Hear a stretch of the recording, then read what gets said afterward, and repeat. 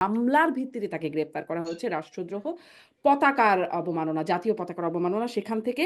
এবং এই মামলাটি করেছেন একজন বিএনপির নেতা ফিরোজ খান, তাকে চট্টগ্রাম ওয়ার্ড বিএনপির সাধারণ সম্পাদক। বলতে বহিষ্কার করা হয়েছে।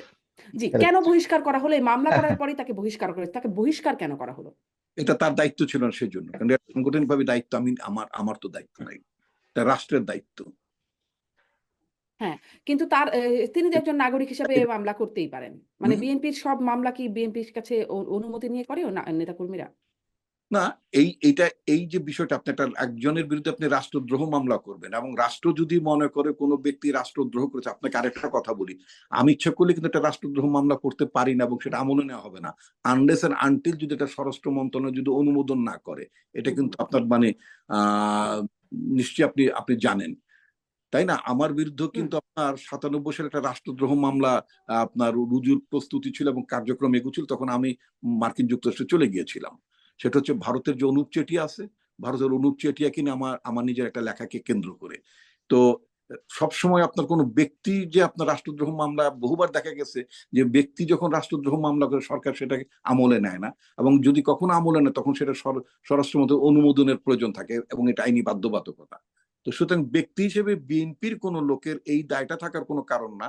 রাষ্ট্র যদি মনে করে রাষ্ট্রদ্রোহ কেউ করেছে, তখন দায়িত্বটা হবে রাষ্ট্রের।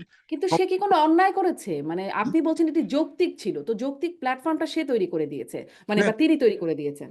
গ্রহণ করবে, দায়িত্বটা রাষ্ট্রের, সরকারের, সেটা কোনো ইন্ডিভিজুয়ালের দায়িত্ব না সেটা। জি, জনাব রুহিন হোসেন প্রিন্স, এই বিষয়টাকে আপনি আসলে কিভাবে দেখছেন? বিএনপি বলছে এটি যৌক্তিক, কিন্তু মানে এটি তাদের দায়িত্ব না বলে তাকে বহিষ্কার করা হয়েছে বিএনপি সেই নেতাকে। এবং যেই বিতর্ক বা আলোচনাটা হচ্ছিল আইনগত বিষয়ে, আপনার একটা ছোট্ট মন্তব্য নিয়ে পরের প্রশ্নে যাই। না, আমি ওই প্রশ্নটা অ্যাকচুয়ালি তুলতে চেয়েছিলাম মানে বোঝার জন্য হ্যাঁ, যে হ্যাঁ। মামলা আমরা সাধারণভাবে যা বুঝি, রাষ্ট্রদ্রোহ মামলা তো সরকারের পক্ষ থেকে করা হবে, এটাই হচ্ছে প্রধান বিষয়। রাইট। কিন্তু এটা তথ্যে যেটা দেখলাম যে 31শে অক্টোবর ওই যে সম্ভবত ফিরোজ খান নামটা বললেন, তিনি করেছেন এবং বিএনপি তাকে বহিষ্কার করেছে। কিন্তু এতদিন পরে আমি বলছি যে একটা ন্যায্য মামলা হতে পারে, প্রথম কথা। রাইট। দ্বিতীয়ত, মামলা হলে তাকে গ্রেপ্তারও করতে পারে, সেটা নিয়ে কিন্তু আমি কি বলবো যে বিরোধিতা অন্য জায়গায় যাচ্ছি না। না। কিন্তু একটা স্থান, কাল, পরিবেশ এটা বিবেচনা রাখতে হবে। কারণ আমি কিন্তু শুরুতে বর্তমান সরকার তার কতগুলো পয়েন্ট গুলো কিন্তু বলেছি যে তার শক্তিশালী অবস্থান কিনা, আমি 3টা পয়েন্ট উল্লেখ করেই আগে বলেছি। আমি তার সাথে আপনি যে পরবর্তীতে বললেন যে অনেক জায়গাগুলো যেটা করছে, আরে সেগুলো তো আমি দেখছি ছেড়ে দেওয়া হয়েছে। এখানে একটা নৈরাজ্যকর পরিস্থিতি যাতে হয় সেই পরিস্থিতি করা হয়েছে, সেইখানে কোনো হস্তক্ষেপ করলো না। এইখানে যে ঘটনা, বরঞ্চ আরেকটা পরিস্থিতি হতে পারে। আমি সব ডিল মানে মিন করছি, যদি অত আইন আমি বলতে পারবো না। ধরুন মামলাটা যদি থাকে, তাহলে তো মামলায় ওই সময় গ্রেপ্তারটা তো নিশ্চয়ই একটা সময় না একটা সময় হতো। আপনি তো মামলা অন্যভাবেও করা যেত। কারণ এটা মনে রাখতে হবে, আমি আগেই বলেছি যেখানে নানা ধরনের সংকট আছে এবং সরকার সে ধরনের ইউনাইটেড রিলেটো মোকাবেলার মতো প্রস্তুতি নাই, এবং সে সরকার এখানে রাজনৈতিক দলগুলো বা অন্য শক্তিকে সে আস্থায় নিয়ে এই কাজগুলো করবে সেটা করে নাই।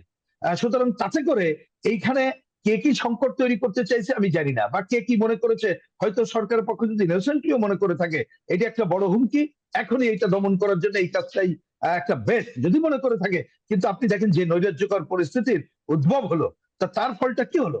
আলটিমেটলি এই অন্তর্বর্তীকালীন সরকার এবং আমরা সবাই মিলে, কারণ এখন তো সবাই মিলেই তো আমরা এই সরকারের সমর্থন তো আমরা এখনো সমর্থন করেছি।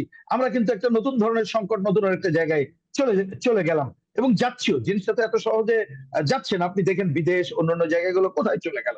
এখন এই কারণে আমি বলেছি যে তাকে সফট ডিল করা উচিত ছিল। আর বিএনপির বিষয়টা আমি আসলে তুলেই আমি জানতে চেয়েছিলাম, তবে এখানে রিপন ভাই বললেন নতুন জানার দরকার নেই। কিন্তু এক্ষেত্রে একটা বড় প্রশ্ন থেকে যায়, যিনি মামলা করলেন সংশ্লিষ্ট দলের তিনি একজন পরিচয়ধারী, তাকে ওই দল বহিষ্কার করলো। আমার বরঞ্চ জানার ইচ্ছা, সরকার কি তাহলে এই মামলাটা কিভাবে আহ, মামলাটা তাতে বাতিল হয়ে যায়, আমি কিন্তু তা মিন করছি না। আমি বুঝতে চাইছি সরকার কি নতুন করে মামলা করেছে, আমি কিন্তু এখনো পর্যন্ত জানি না সেরকম। এটা আমার হয়তো অজানা চিন্তা থাকতে পারে। কিন্তু আমার মনে হচ্ছে, আমি এই মামলা তো আলোচনা নিয়ে আছেই। আমি আর তর্ক না করে আমি মনে করি যেখানে গেছি এটা সরকারকে ইন লং টার্ম এর থেকে কিন্তু শিক্ষা নিতে হবে। না হলে অনেক সময় মনে রাখবেন কথাটা, আমি জানি না এই উদাহরণের সাথে যদি ফিট নাও করতে পারে, তবু আমি একটা জেনারেলাইজ করে বলছি। ধরুন আমি যদি বুঝি যে আমি একটা কি বলবো, আমার পেছনে সবকিছু স্মুথ নাই, যে কোনো সময় নানা ধরনের এখানে খাদ, নানা ধরনের বিষয় আছে, সুতরাং আমি পেছনে হটবো না, সামনে এগিয়ে যাব। তা সেই রকম করলে আমাকে তো ঠান্ডা মাথায় চিন্তা করে আগাতে হবে। না হলে একটু পেছাতে গেলে আমি যদি ছোট্ট ছোট্ট খাদে পড়ি, তাহলে আমার অগ্রগতিটাই সংকটে পড়ে। আর এইবারের এই অগ্রগতি সংকটে পড়লে যেটা হবে সেটা হচ্ছে পুরো গণঅভ্যুত্থানের আকাঙ্ক্ষা যেটা আছে সেটা কিন্তু প্রশ্নবিদ্ধ হবে, এবং নানা ধরনের অপশক্তি আমাদের মধ্যে নিশ্চয়ই। আছে, তারা সেই সুযোগটা নেবে।